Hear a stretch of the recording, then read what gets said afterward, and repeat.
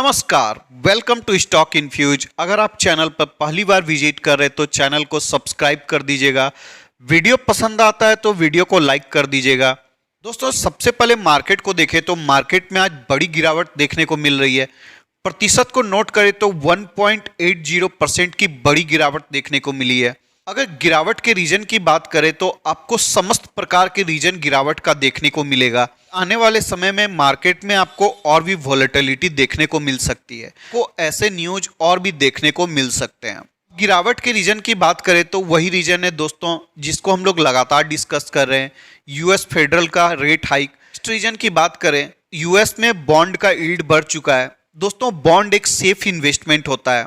Market में जब भी वॉलेटिलिटी होती है और बॉन्ड में ज़्यादा इंटरेस्ट रेट होता है तो जो बड़े इंस्टीट्यूशनल इन्वेस्टर होते हैं वो क्या करते हैं, स्टॉक मार्केट से पैसा निकालते हैं और बॉन्ड में इन्वेस्टमेंट करना स्टार्ट कर देते हैं, जिससे स्टॉक मार्केट में आपको एफआईआई का बिकवाली देखने को मिलेगा और आपको मार्केट में गिरावट देखने को मिलेगी।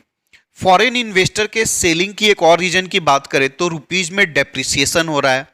दोस्तों, जब भी रुपीज में डेप्रिसिएशन होता है तो फॉरेन इन्वेस्टर को लॉस होता है, क्योंकि वो रिटर्न तो कमाते हैं रुपीज में, लेकिन जब उनको प्रॉफिट बुक करके अपने कंट्री में ले जाना होता है तो उनको डॉलर में कन्वर्ट करना होता है। जहां पहले उनको 76 रुपीज देना होता था $1 के लिए, आज अगर उनको डॉलर में कन्वर्ट करना है तो उनको 81 रुपीज से भी ज्यादा देना पड़ रहा है। और आने वाले समय में एक्सपेक्ट किया जा रहा है कि रुपीज में और भी गिरावट हो सकती है।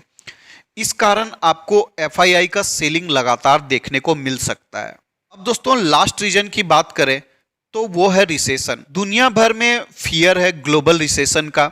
यूएस में रिसेशन आने का काफ़ी ज़्यादा पॉसिबिलिटीज है।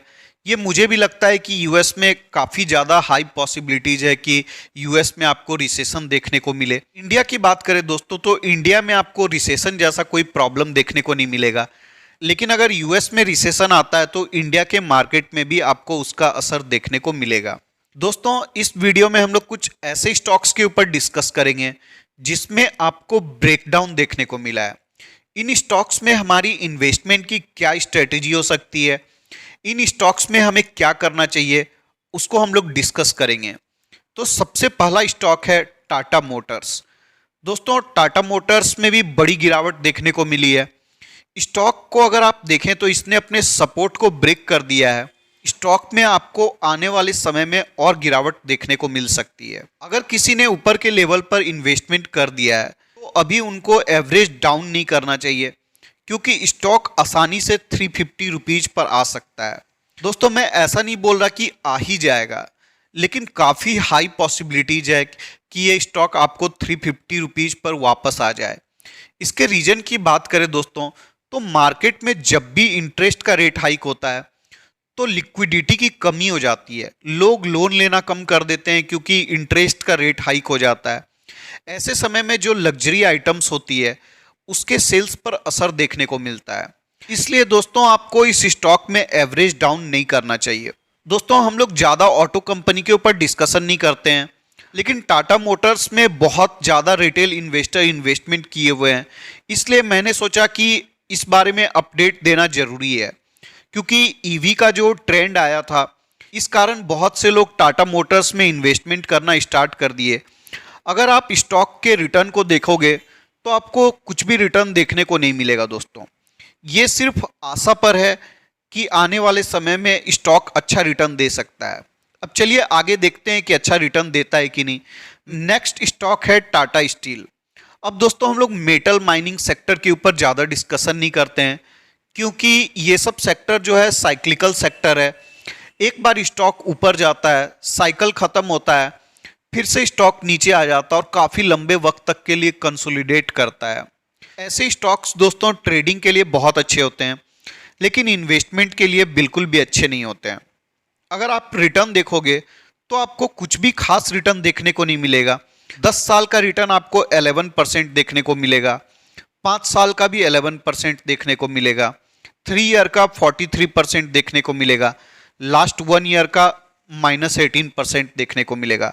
आप जरा सोचिए दोस्तों, लास्ट 3 ईयर में 43% का रिटर्न है, तब भी 10 ईयर का रिटर्न आपको मात्र 11% देखने को मिलता है। इससे आप समझ सकते हैं कि लॉन्ग टर्म में स्टॉक्स में कुछ भी अच्छा रिटर्न नहीं मिलता है। अब दोस्तों इस स्टॉक में भी आपको ब्रेकडाउन देखने को मिला है। करेंट मार्केट प्राइस की बात करें तो 99.85 रुपीज है। ये स्टॉक आपको आसानी से 90 रुपीज पर जाता हुआ दिख सकता है। अब दोस्तों किसी ने गलती से ऊपर के लेवल पर इन्वेस्टमेंट किया हुआ है, आप ऐसा मत करिएगा कि स्टॉक में लगातार गिरावट हो रही है और आप लगातार एवरेज डाउन कर रहे हैं। ऐसा बिल्कुल भी नहीं किया जाता है दोस्तों। अगर आपने गलती से ऊपर इन्वेस्टमेंट किया हुआ है तो आपको बाउंस बैक में एग्जिट करने का ही मौका देखना चाहिए, क्योंकि दोस्तों अगर स्टॉक में अच्छी गिरावट होती है तो ये 70 रुपीज पर आसानी से जा सकता है। तो ये बातें आपको इन्वेस्टमेंट करने से पहले पता होनी चाहिए। दोस्तों होता क्या है, जब स्टॉक में तेजी होती है तो हम सब कुछ भूल जाते हैं। हमें लगता है कि स्टॉक में बस बाहर है, हर टाइम स्टॉक ऊपर ही ऊपर जाता रहेगा। बट दोस्तों ऐसा होता नहीं है। आपको बिजनेस का नेचर को समझना चाहिए कि स्टॉक किस सेक्टर से बिलोंग करती है। कंपनी का मैनेजमेंट अच्छा है, आप फंडामेंटल्स देखेंगे सब कुछ आपको अच्छा नजर आएगा। लेकिन अगर आप रिटर्न देखेंगे तो आपको रिटर्न बिल्कुल भी अच्छा नजर नहीं आएगा। अब दोस्तों आपको फंडामेंटल्स का क्या करना है अगर आपको रिटर्न ही अच्छा नहीं मिल रहा है तो। दोस्तों रिटर्न के लिए सिर्फ फंडामेंटल्स नहीं, बिजनेस का नेचर भी देखना होता है, टेक्निकल चार्ट भी देखना होता है।